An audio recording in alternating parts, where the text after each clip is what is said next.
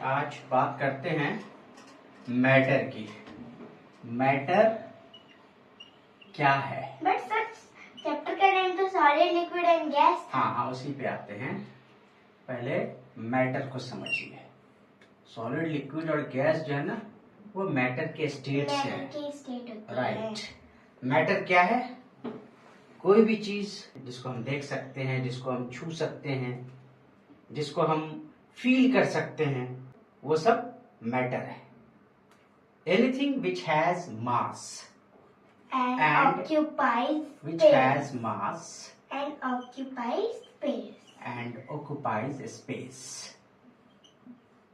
that's called the matter. कोई भी चीज जिसके पास मास है and occupies space, कोई भी चीज जिसके पास मास है yes और स्पेस को जो ऑक्युपाई करता है, मींस जिसके पास वॉल्यूम है, ठीक है, दैट्स कॉल्ड द मैटर। ये पेन मैटर है, ये बोर्ड मैटर है क्योंकि इसका एक मास है, एक वॉल्यूम है। ये डस्टर भी मैटर है। हम लोग पानी पीते हैं, पानी भी मैटर है, वाटर इज ऑल्सो मैटर। सांस लेते हैं, air is also a matter. तो कोई भी चीज जिसके पास मास है और जो वॉल्यूम रखता है, बोन, वो मैटर कहलाता है। बोन, हड्डी, बोन इज ऑल्सो मैटर। अब मैटर में आपको सॉलिड मिलेंगे, जैसे ये पेन हो गया, ये बोर्ड हो गया, राइट। लिक्विड मिलेंगे, जैसे वाटर हो गया, ऑयल हो गया, ठीक है। और गैस मिलेंगे, जैसे एग्जाम्पल एयर हो गया, नाइट्रोजन, ऑक्सीजन, है ना, ये सब क्या है? गैस है। तो जो मैटर है वो हमें किस किस शक्ल में दिखेंगे? सॉलिड के शक्ल में दिखेंगे, लिक्विड के शक्ल में दिखेंगे और गैस के फॉर्म में दिखेंगे। So there is 3 states of matter. Matter कितने स्टेट्स हैं? 3 स्टेट्स ऑफ मैटर। मैटर के 3 स्टेट्स हैं। Name solid, liquid and gas. Solid, liquid and gas, ये these are the 3 states of matter. Yes. अब कब कहेंगे सॉलिड है, कब कहेंगे कि सॉलिड है? सॉलिड के क्या कैरेक्टरिस्टिक्स है? ये जो मैटर है, ये it is made up of atoms and molecules, ठीक है। तो ये जो मैटर है वो किस चीज के बने? मॉलिक्यूल्स के बने हैं। तो जो मॉलिक्यूल्स के बीच में जो स्पेस है ना, वो जितना कम होगा, ठीक है, उतना ज्यादा क्या होगा? फोर्सेज होंगे मॉलिक्यूल्स के बीच में, जिसकी वजह से क्या होगा? उनके अंदर जो इंटरमोलिकुलर फोर्सेज होंगे, जो मॉलिक्यूल्स के बीच में जो फोर्सेज होंगे, वो क्या होंगे? स्ट्रांग होंगे, because the molecules of which matter are made up of, they are closely packed, hence the intermolecular distance is very very less. इस तरह का जो एलिमेंट होगा उसको हम क्या बोलेंगे? Solid. and have a fixed shape. हाँ, अब चूंकि ये इंटरमोलिकुलर फोर्सेस बहुत ज्यादा है, इसको कॉम्पैक्ट बना के रखा है, मॉलिक्यूल्स अपने से दूर नहीं है, वो चिपक चिपक के हैं, तो इसकी वजह से क्या होगा? इसके ये क्लोजली पैक्ड है, तो क्या होगा? It will have definite volume, definite shape. It will have a definite shape, definite shape.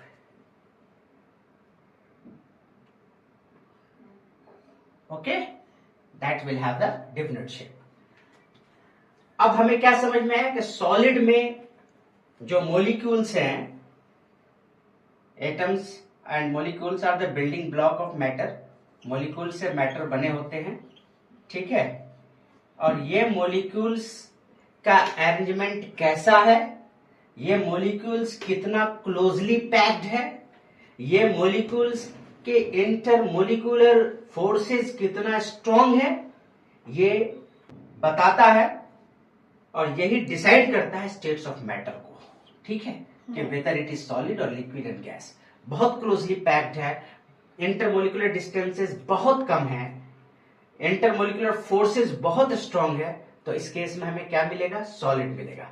जैसे ये पेन, ये board, ice, these are bones, These are solid. these are solid. Chair, tables,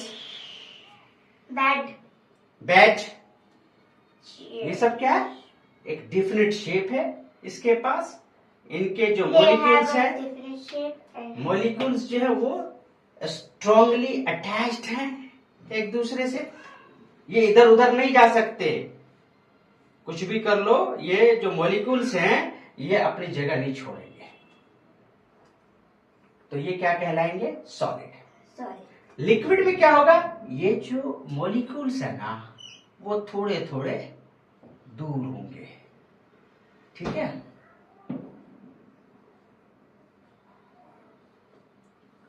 ये क्या होंगे, थोड़े थोड़े दूर होंगे। दूर होने की वजह से क्या होगा, इनके जो इंटरमोलिकुलर फोर्सेस हैं वो थोड़े कम हो जाएंगे, वो कम हो जाएंगे। इंटरमोलिकुलर फोर्सेस क्या हो जाएंगे, कम हो जाएंगे। क्यों, इसलिए कि इसके बीच में गैप है। अब हम आप हैं, दूर हैं, तो हमारे आपके बीच में फोर्स कम रहेगा। जब जितने नजदीक रहेंगे उतना ज्यादा स्ट्रांग फोर्स रहेगा। जैसे टीचर है, स्टूडेंट है, अब टीचर अगर प्रेजेंट है तो स्टूडेंट उसके फोर्स की वजह से चुपचाप शांति से क्लास में बैठे रहेंगे, और अगर टीचर नहीं रहेगा तो स्टूडेंट थोड़ा अपना मौज मस्ती भी करेंगे। तो ये लिक्विड क्या है, मौज मस्ती वाला है, ठीक है।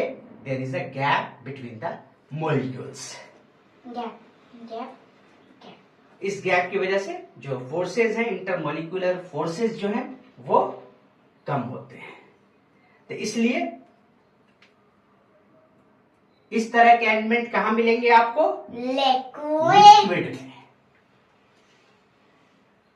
और गैस में क्या होगा, ये जो मॉलिक्यूल्स है ना वो दूर दूर होंगे, हाँ दूर दूर होंगे, कोई डेफिनेट पैटर्न नहीं होगा इसका, ठीक है।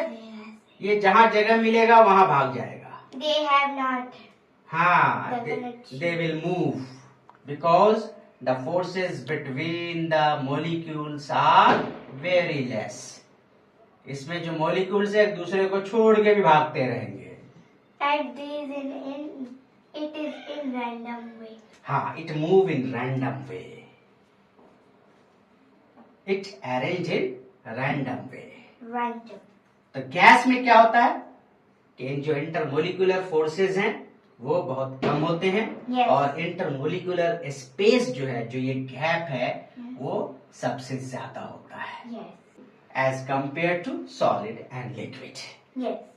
तो ये मौज मस्ती वाला होता है।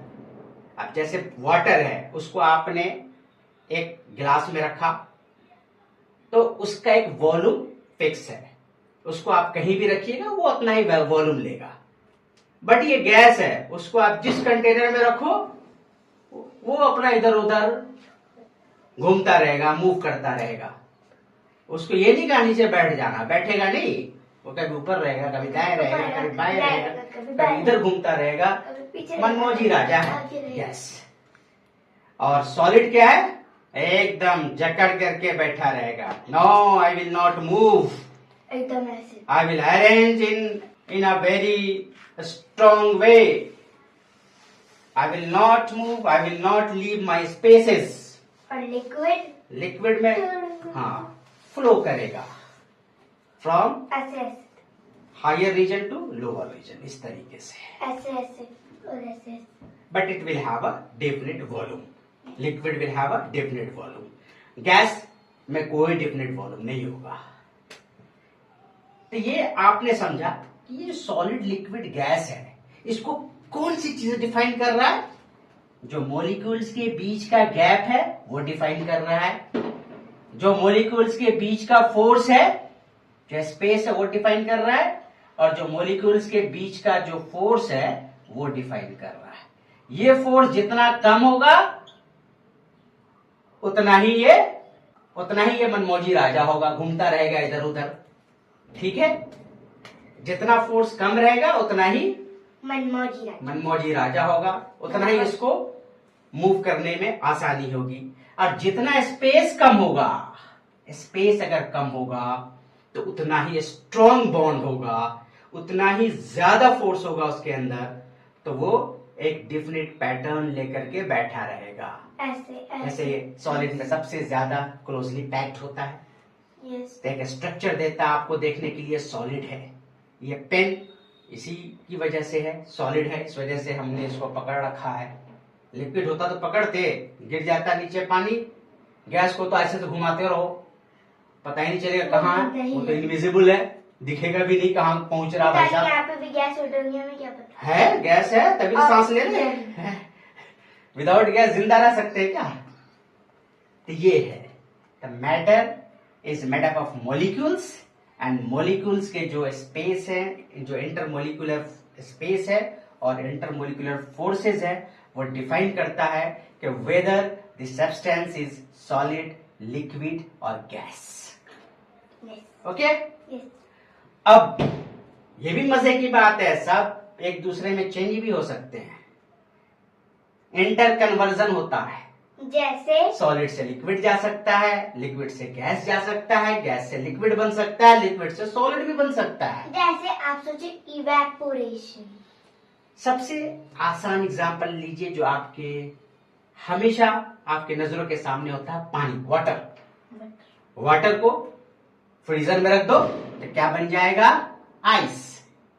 वाटर को अगर आप फ्रीजर में रखेंगे तो क्या बन जाएगा? आइस। आइस बन गया, ठीक है। और वाटर को अगर आप हीट कर दें, बॉयल कर दें, तो क्या बन जाएगा? Water vapour, gas. गैस। तो आपने देखा कि तीनों स्टेट एक तरह के मटेरियल का पॉसिबल है। Inter conversion of substance is possible. जैसे ये वाटर नॉर्मल टेम्परेचर पे वाटर है, इसको हमने फ्रीजर में डाल दिया, ठंडा कर दिया, तो एक टेम्परेचर के बाद ये क्या बन गया? आइस में कन्वर्ट हो गया। और जब इसको हमने गर्म कर दी तो एक टेम्परेचर आया और वो वाटर वेपर में कन्वर्ट हो गया। अब वो कौन सा खास टेम्परेचर है जिसमें वाटर फ्रीज होकर के आइस बन जाए? कितने डिग्री टेम्परेचर पे वाटर आइस बनेगा? 0 डिग्री सेंटीग्रेड पे। 0 डिग्री सेंटीग्रेड पे, 0 डिग्री सेल्सियस पे वाटर क्या है? आइस में कन्वर्ट हो जाएगा। और वाटर वेपर या गैस में कब कन्वर्ट होगा? 100 डिग्री सेल्सियस पे। और सॉलिड कैसे गैस में कन्वर्ट होगा? हाँ, सॉलिड सीधे गैस में कन्वर्ट होगा, सिर्फ सीधे लेके जाना है। इसको हम कहते हैं, जब सॉलिड सीधे गैस में जाता है ना, इसको हम कहते हैं सब्लिमेशन। ठीक है, जहां पर सॉलिड जो है डायरेक्टली गैस बन जाता है, लिक्विड स्टेट में नहीं जाता है। अभी वो चीज आपको दिखेगी, कुछ देर के बाद नहीं दिखेगी। क्यों? क्योंकि पिघल गई, गायब हो गया, गैस बन गया। गैस दिखता है? नहीं दिखता ना, इनविजिबल है। तो आपने ये मत कहा ना चोरी हो गई, भाई सब्लिमेशन है, सबलाइम कर गया, वाट सीधे सॉलिड से गैस में कन्वर्ट हो गया। इसको जादूगरी मत समझिएगा, ये मत कहिएगा चोर आया उठा के ले गया। वो सीधे वो सॉलिड से गैस बन गया, सब्लिमेशन कहते हैं इस प्रोसेस को। और लिक्विड से गैस हो तो उसको क्या कहेंगे? इवेपोरेशन। जब लिक्विड स्टेट से वेपर के स्टेट में, गैस के स्टेट में जाएगा तो इसको हम बोलेंगे इवेपोरेशन। और गैस से अगर लिक्विड बनेगा तो क्या बोलेंगे? सब्लिम गैस लिक्विड हाँ, कंडेंसेशन, कंडेंसेशन सब पता होना चाहिए आपको। जब गैस से लिक्विड होगा तो वो थोड़ा ठंडा होगा, क्योंकि जब गर्म करेंगे तो इधर से इधर जाएगा, सॉलिड से लिक्विड बनेगा गर्म होने पे। जैसे आपने देखा 0 डिग्री सेंटीग्रेड पे आइस है, जैसे ही 0 डिग्री सेल्सियस से ऊपर का टेम्परेचर आएगा, नॉर्मल टेम्परेचर 20-25 डिग्री, तो क्या आ गया आपको, लिक्विड मिल गया वाटर। अब फिर आपने 100 डिग्री से अबव का टेम्परेचर दे दिया तो क्या बन गया, गैस। तो इधर क्या हो रहा है, सॉलिड से लिक्विड, लिक्विड से गैस में टेम्परेचर बढ़ाना पड़ेगा आपको।